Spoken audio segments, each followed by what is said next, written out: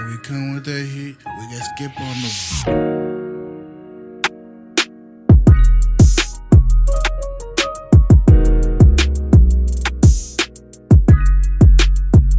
UFC 323 breakdown. It is me, Skyler. It is you, Kyle, from Memphis, in here on the Zoom. Kyle, it's been a minute since we've done this, hadn't it?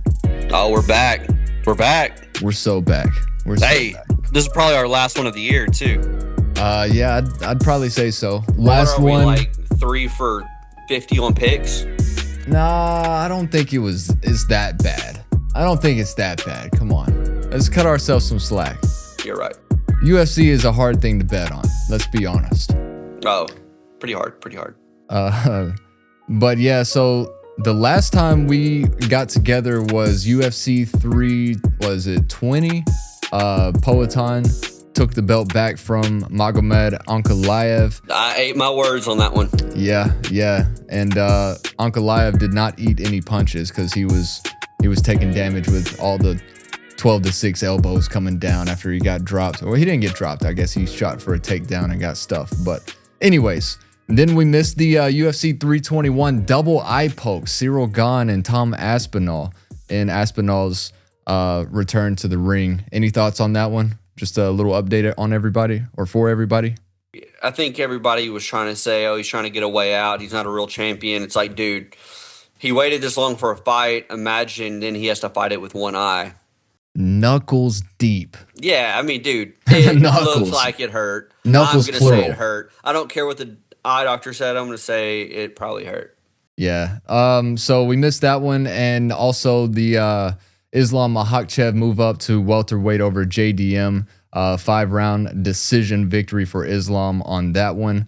But Kyle, UFC 323, this will be the second fight between Merab Dvalishvili and Petr Yan.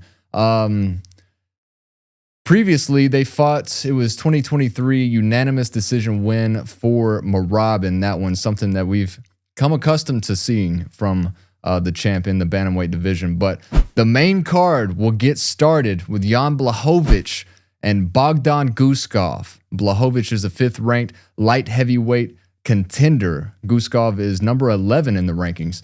Blachowicz, the slight favorite, although he is 9 years older, 29, 11-1. Guskov 18-3. Guskov 4-1, Kyle, in his last 5. 1-3-1 for Blachowicz in his last 5. He lost to Carlos Olberg in March in his last fight. The previous fight was a loss to Poatan in 2023. So Blachowicz hasn't been in the octagon a whole lot here recently, as he is kind of entering the, I guess you could say, latter part of his prime if he's still in it. But Guskov is right in the height of his prime. He's got a TKO win over Nikita Krylov in July, a submission win over Billy Elikana in January. So 2-0 in 2025 for Guskov, looking to make it 3-0. Like I said, 4-0 in his last 4. He's got 15 knockouts, 3 submissions, 0 decisions, meaning each win in his 18-3 ranking or record. 100% finish rate. How do you see this one going in this light heavyweight bout? I see it possibly going the distance. I see him getting his. I know I told you, Jan, before this call, how I'm feeling, where I'm leaning. And you know what? I'm sticking by that. I think Jan's going to prove himself, be like, all right, I'm still around. Do I think he's going to necessarily make a run? No, I don't. But I do think he will get the dub on Saturday by decision. Decision win for Blachowicz, says Kyle. I'm kind of leaning towards Guskov. I was really thinking, looking into this fight, there was no way I was going against Blachowicz, but after looking into it a little bit, seeing the record, seeing the momentum that Guskov has, looking to make a run, he's number 11 right now. This would be a great win for him if he can get it done. Just a slight underdog, almost a pick'em fight right here. 2-inch reach advantage for Blachowicz, 1-inch height advantage for Guskov. So that'll be a nice way to get the main card open for UFC 323, I do believe. But the second fight on the main card, legend in the game, Triple C, Henry Cejudo, the 10th ranked bantamweight, taking on Peyton Talbot, a young up-and-comer in the bantamweight division, not ranked right now, but he is the favorite, minus 290 for Talbot, plus 215 for Henry Cejudo, who is 11 years older than Talbot, 16-5 record for Triple C, 10-1 for Peyton Talbot, and he was undefeated before we saw him lose in January to Raoni Barcelos back at UFC 311, the first video that we did, Kyle. And then bounced back at UFC 317. That was the Topuria and Oliveira card. Unanimous decision win over Felipe Lima for Peyton Talbot.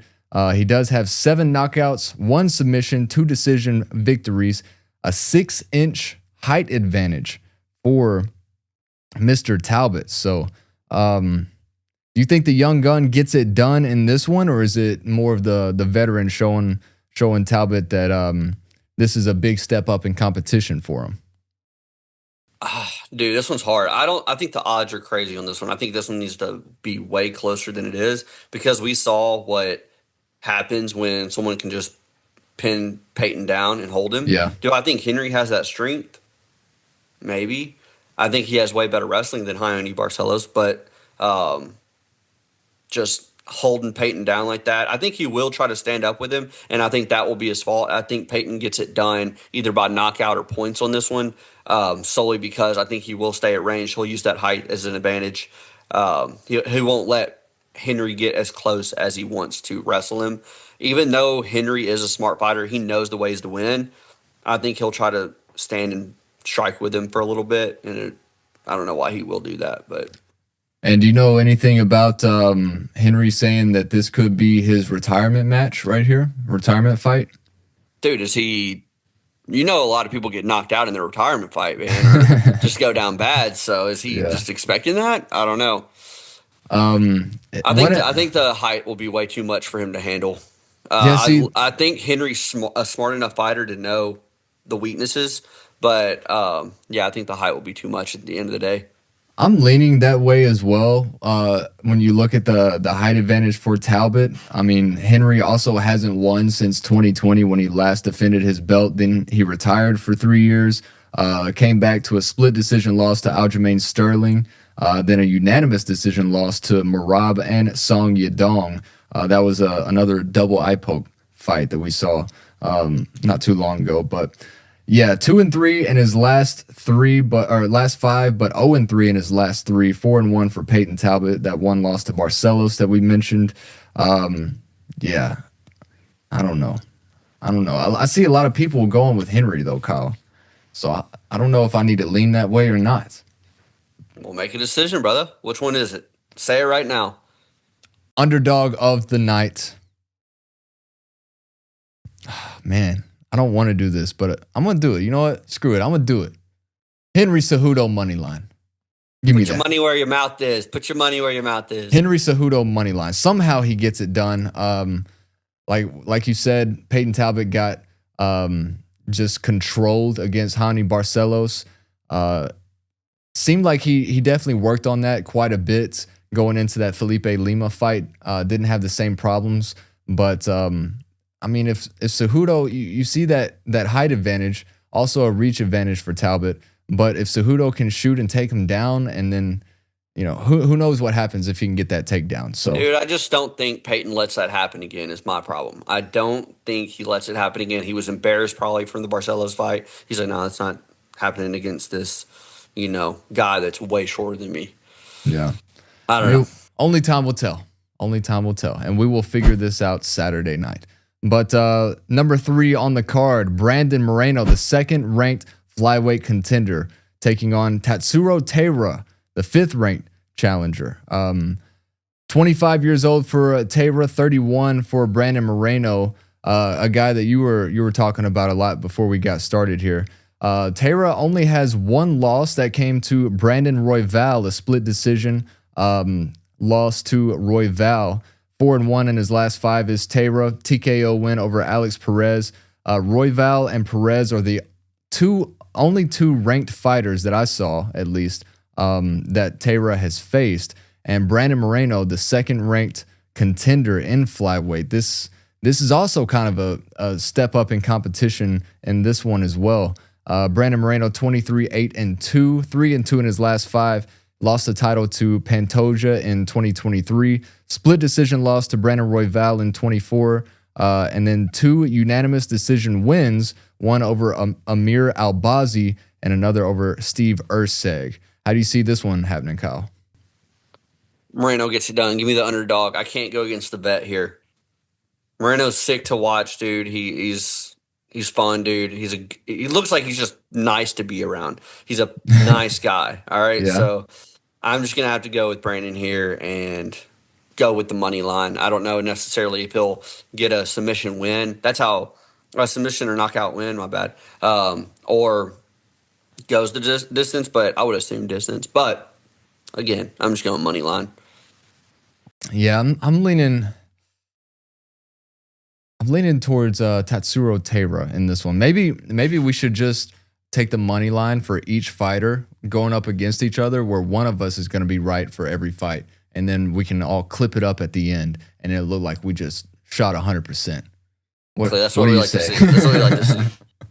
Yeah, I'll go. You're going money line for Moreno. I'll go money line for Taira. -130 is what I'm looking at. So, yeah, I feel like this is them tricking us though, because like when I saw Brandon as the underdog, I was like, what? That doesn't make sense. And then I'll just take it. I'll take it. All right. So, I told myself I wasn't gonna have 5 picks in this episode, but I might just have 5 picks. So, we'll keep it going with the co-main event. Flyweight title on the line. Alexandre Pantoja, Joshua Van. I'm a big Van fan, Kyle. I'm a big Van fan. He looks like a fun dude. He looks like a cool dude. Call me a Vanatic. Yeah. Don't ever say that. Don't ever say that again. -265 for Pantoja. The champion, #1 contender, is +200. Joshua Van. And we know the storyline. We've seen it in real time, Kyle. Joshua Van over the summer, he fought twice within a month. That one with Brandon Royval, probably the fight of the year in the UFC. What a fight that was. Do you remember that one? Oh, that was a fun one to watch, yeah. So, I mean, I just feel like for Van, this is a little bit too much too early. And I think I'm underestimating when I say a little bit, because Alexandre Pantoja, I mean, 8-0 in his last 8. His last loss was 2020. That was about the same time that Joshua Van got into MMA. He's got 4 straight title defenses. He's an MMA expert. 8 knockouts, 12 submissions, 10 decision victories. They're both 5'5". They both got a 2.5-inch reach advantage for Pantoja. 30-5 overall. Like I said, 8-0 in his last 8. 5-0 for Joshua Van in his last 5. His last loss was a TKO to Charles Johnson. 4 fights since last December. Yeah. Go ahead, man. Who you got? I got mine ready, locked and loaded. Well, go ahead and tell us yours then, so I can think of the words to say. This is the easiest one of all. I mean, the one you just know it's going to line up perfectly is Pantoja by submission. I just know, like, it sucks to say that, but he's not going to stand and bang with Joshua Van. I mean, you see what happens. He's a tough dude. He can take these blows. Like, why would you stand and bang with him? He'll eventually get it to the ground. That's where I'm curious to see. Like, I think he'll surprise us with him being better, or it'll be like an Islam JDM performance where Joshua Van just shuts down and looks almost helpless in the corner. And I kind of hope that it is a dogfight again, but do I think he can go dogfight to dogfight? No, I think what he did is impressive. I think he'll be in these top, 3 rankings for a little bit, showing how tough he is.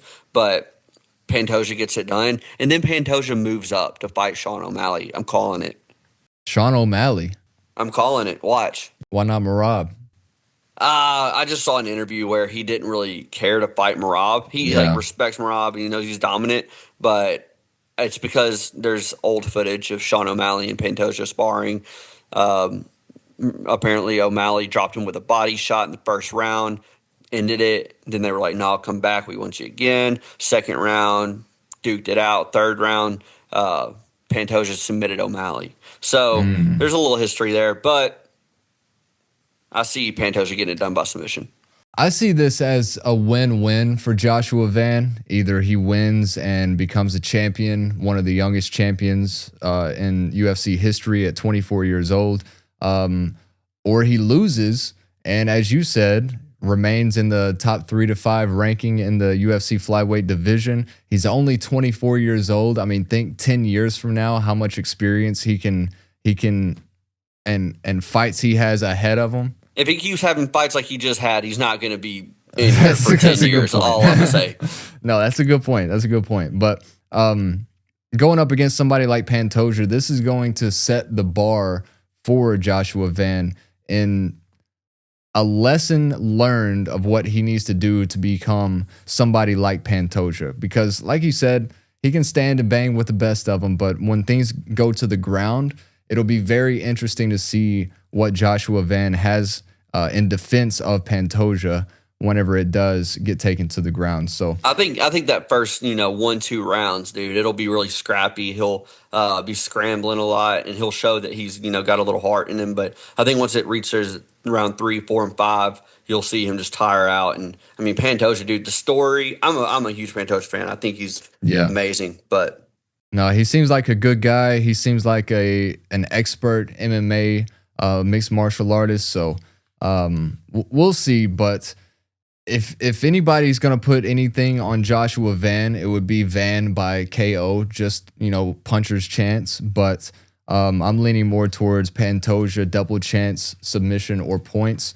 Although I don't necessarily see it go 5 rounds. I think Pantoja is gonna be able to, like you said, work him into a submission, or maybe it turns into some ground and pound, which we saw with Brandon Royval in that fight. Once it did go to the ground, there were a couple times where it seemed like Joshua Van was not going to be able to hold off the referee calling the fight, and he did. It got back up to the feet, and he finished the fight and won by decision. But if this happens with Pantoja, then he's going to, I mean, Pantoja is one of those guys that's just a great chess player. He always thinks 3 to 5 moves ahead and has it all on lock.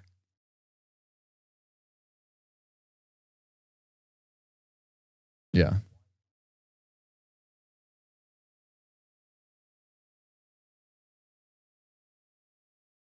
Yeah. Everybody's so quick and so fiery. Yeah, it's very entertaining. But something that I hope is entertaining as well will be the main event. Bantamweight title on the line. Merab Dvalishvili.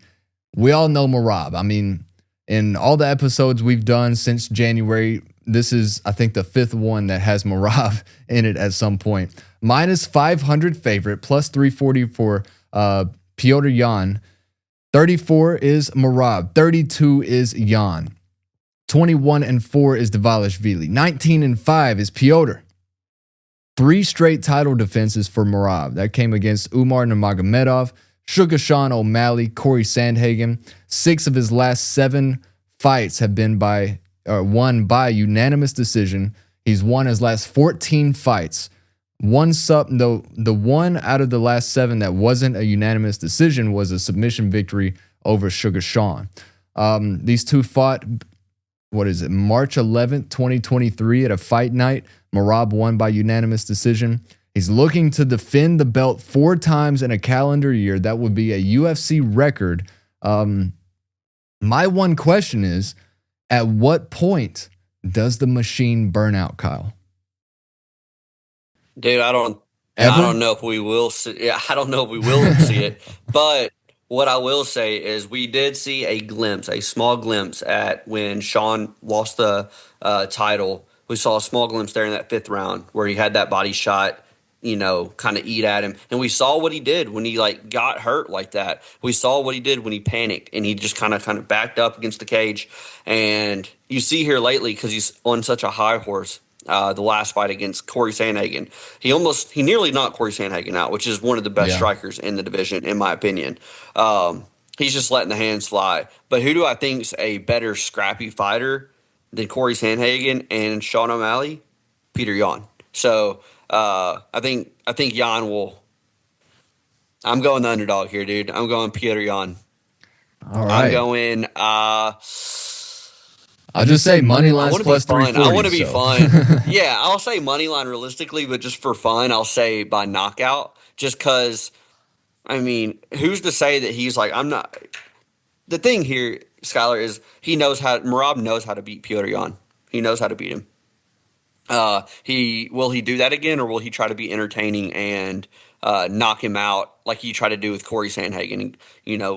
Overwhelm him in the clinch and all this. But realistically, I think Petr Yan's a better clinch fighter. I think he's a better close, range fighter. So we'll see those elbows come into play. He's such a good striker, and he's in good spirits. I've seen this week. I haven't seen much of Merab this week, but I've seen a lot of Petr Yan. One thing about Yan, he's never been finished. He's 3-0 in his last 3, 3-2 in his last 5. Unanimous decision wins over Marcus McGee, Figgy, and Song Yadong. He's the cleaner boxer. He's got good footwork. But I think the only play personally in this fight is Merab by points. And if you want to lay the cheddar, it's a safer bet. Yeah, it's minus. I know it's minus 190, but I think if you want to put that as a leg in a parlay, or if you want to just lay the cheddar and take it as a straight, then that would be my play. And we've seen this movie before multiple times. I think I'm just a Merab hater, I guess. Like, don't get me wrong, I love him. I think he's a cool dude. He's a nice guy, it seems, but I just see Piotr making it a little more nasty than the previous opponents have. Well, I think it's going to be as easy as Corey Sandhagen's Merab's victory over Corey Sandhagen. No, I think he's going to make it a lot more scrappy than we expect.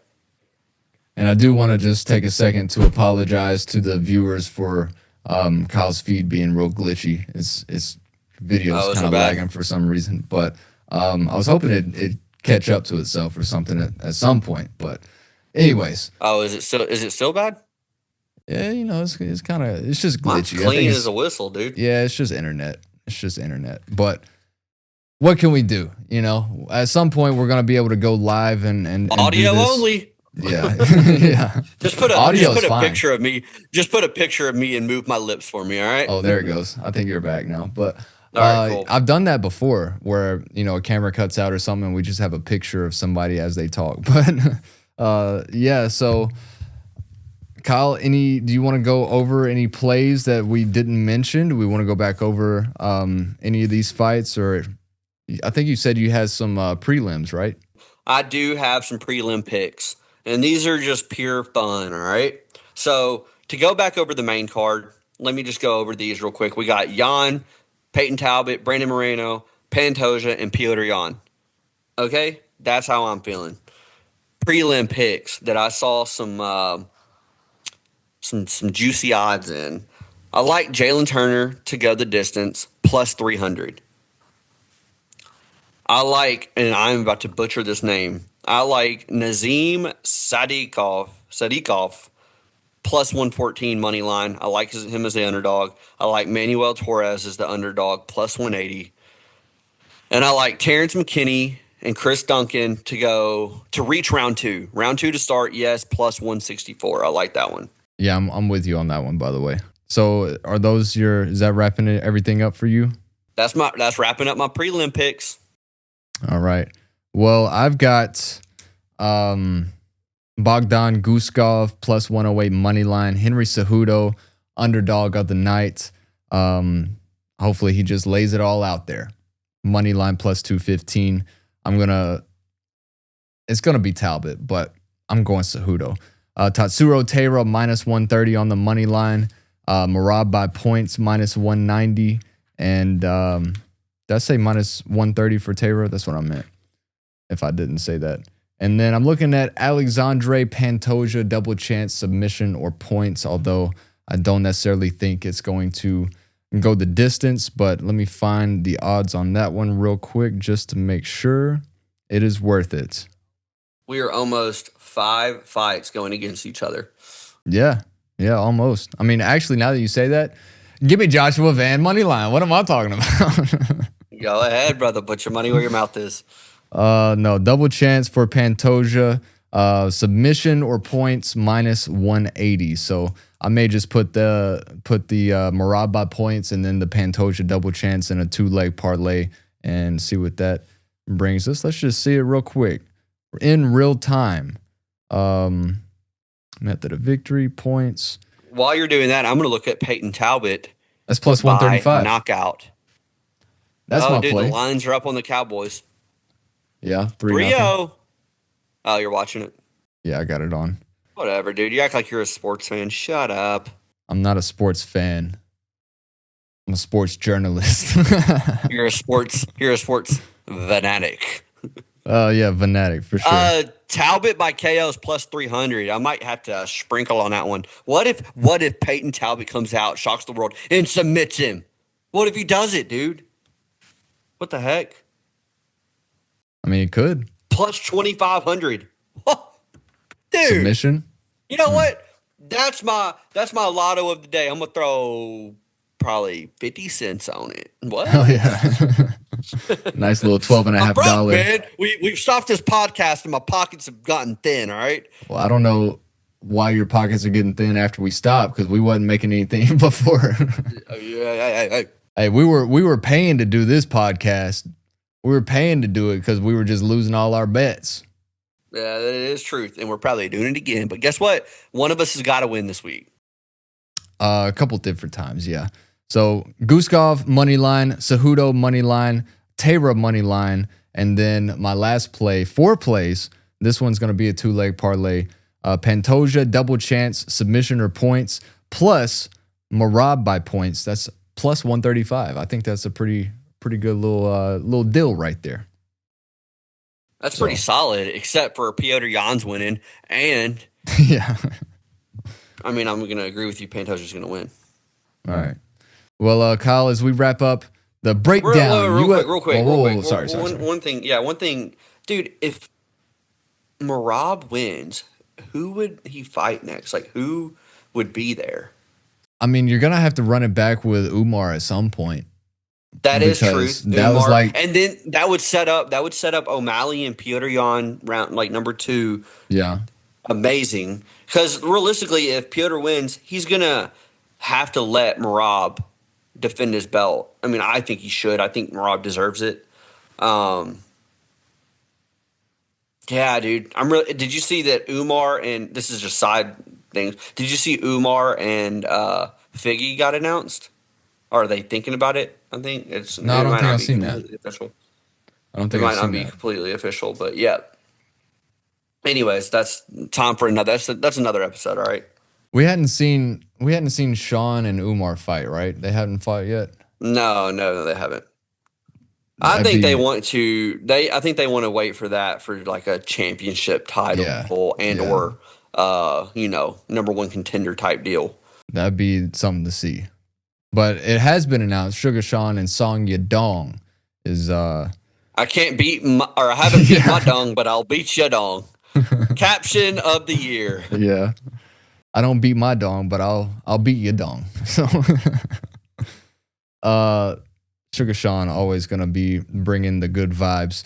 So, yeah. By the way, Kyle, this will be the last pay-per-view event for the foreseeable future because this is the last one on ESPN. Early cards from here on out. Cards. The fights will start an hour earlier on Paramount Plus. And it'll just be a one time a month subscription to Paramount Plus. You get all the UFC events. You get the ones that'll be live on CBS. You'll get the ones that are numbered cards that are formerly known as pay-per-views. And then you'll also get all the fight nights and all that. Dana White Contender Series and a lot to look forward to as we break into 2026 here in just a few weeks. And boy, do I love Contender Series. Yeah. And it is it's going to be 2 weekends in a row we get numbered cards in January. It'll be January 24th and January 31st. 2 weekends, 2 Saturdays in a row. Dude, so there's been rumors of Tommy McMillan getting a fight the week after Sean. I think it's the week after, or at least a few weeks after. It's been rumored. Let's hope that happens. That'll be sick. Yeah, that'll be cool. So yeah, I guess now we can wrap up the episode. Yeah, I'm bad, bro. No, you're good. UFC 323 breakdown here on $1 Million Radio. Want to thank Kyle for joining in on Zoom. Want to thank myself for still continuing on. Second video of the day, but we're striding through. We're hitting strides, and we're gonna be hitting some bets on Saturday night. So, any last words, Kyle? Yeah, get that thumbnail. There it is. Oh, let me get that Band-Aid out of it. That's ugly. Yeah, get the Band-Aid out. Whoa, yeah, let's look at these picks. That's what I'm looking at right here. Boom. Look at those winners. Look at those wieners. I mean, whoa. All right, brother. All right, we're going to sign off on that one. Thanks for watching, everybody. UFC 323 breakdown here on $1 Million Radio. And as always, we'll see you next time.